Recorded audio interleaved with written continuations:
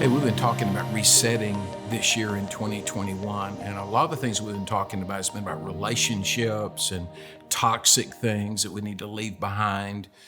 We've talked about resetting our expectations of how God works. Sometimes He works when we can't see Him working. And then we also talked about the fact that we really need to reach out and serve people that are different from us and not give them what we think they deserve, but give them what they need. And like a friend of mine said, we all have dirty feet and we all need to serve. But today I want to talk about something I've really never honed in on, even though I've taught on John 21 several times. I've never honed in the reality that sometimes we need to learn to forgive ourselves. And it's because a lot of times there's shame in our past. And let me give you the difference in shame and guilt so you can put this together and I'll give you an illustration.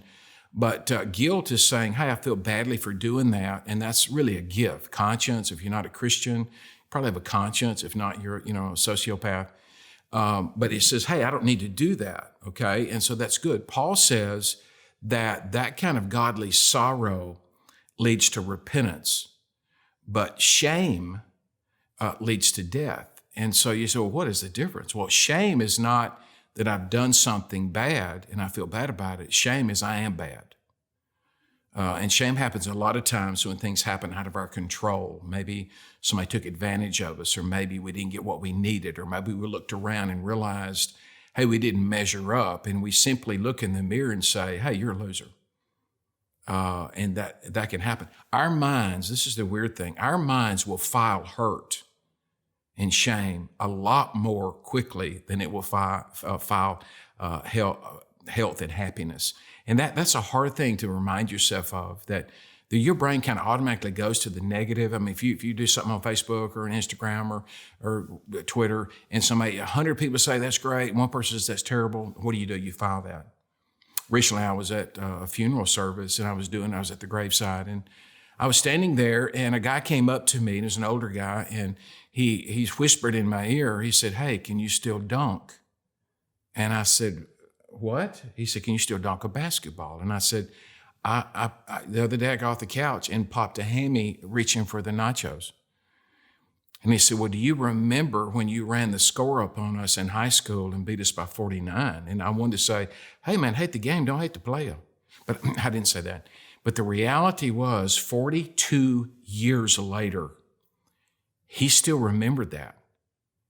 And that's the way shame is. When somebody takes advantage of you, or when you really blow it, okay, then all of a sudden you're like, I'm no good, I can't recover. Well, today in John chapter 21, Jesus does something amazing. You can read the chapter in your house church, but it's the story of Jesus basically reinstating Peter. Okay, he's like saying, hey, I want you to start all over by dealing with the shame that I know you have and you know you have. This is the third time they've met together, so this is not the first time he's seen Peter. And he's all of a sudden, this is the right time because they're in the boat and they're fishing. Peter said, let's go fishing. Peter's really giving up on the ministry, I think. And so Jesus is hearkening back to Luke chapter 5 when he first called Peter. So he's restarting him. Okay, he's resetting him. He said, hey, have you caught any fish? Same words that he said in Luke chapter 5. No, we haven't. Cast your net on the other side, just like chapter 5. Instead of this time when they got the great haul of fish, Peter didn't say, get away from me, I'm a sinful man. He said, hey, that is Jesus. And he grabbed his coat, he grabbed his shirt, he jumped in the water, and he swam to Jesus. Here's the point in dealing with shame, and this is so hard.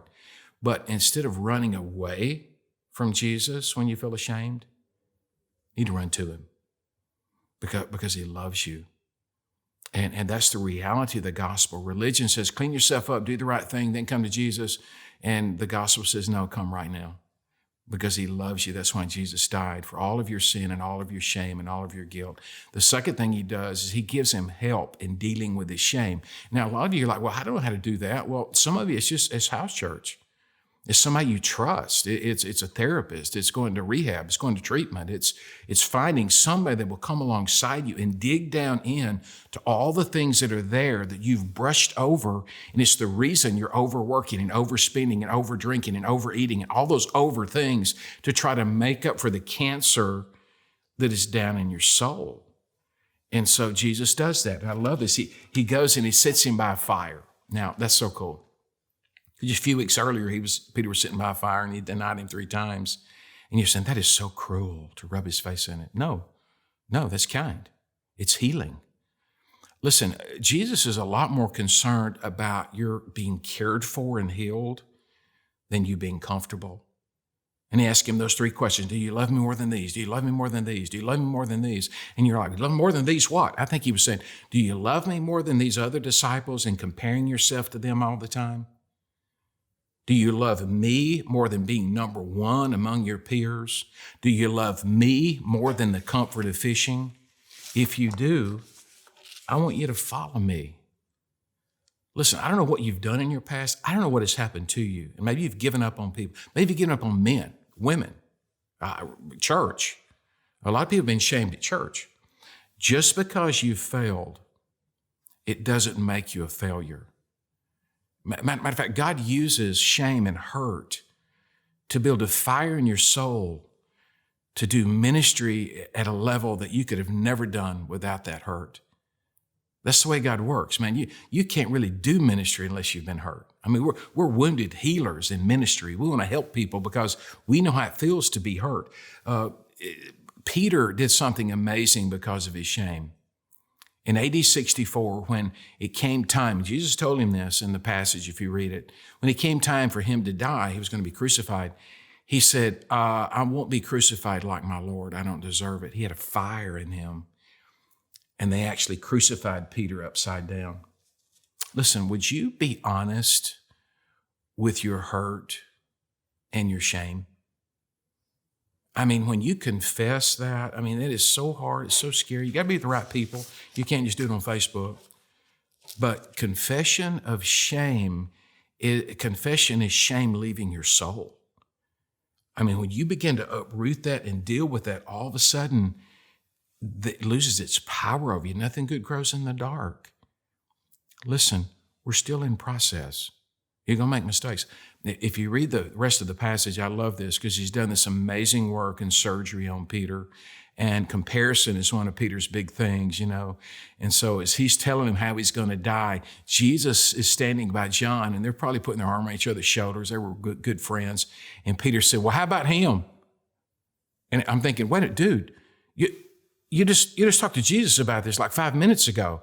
And the reality is when you're getting healed, it takes time for God to begin to heal you so you don't keep going back to the very things that were hurting you. So let me ask you something. Who is it in your life that has cast a spell on you? I mean, what has happened in your life that's really hurt you, that's driven you to do some crazy things? I find that behind most workaholism and most addictions and even hoarding stuff, there is a shame that's taken root there that needs to be rooted out. So I don't know if you've got the courage. I don't know if it's time yet in your house church, or maybe there's somebody after house church you can talk to. But the more you confess your hurt and shame, the less power it has over you. Hey, God came through Jesus to give us freedom and to give us hope and to forgive us so that we can reset our life and move past the shame that's behind us. And He's going to do that for you.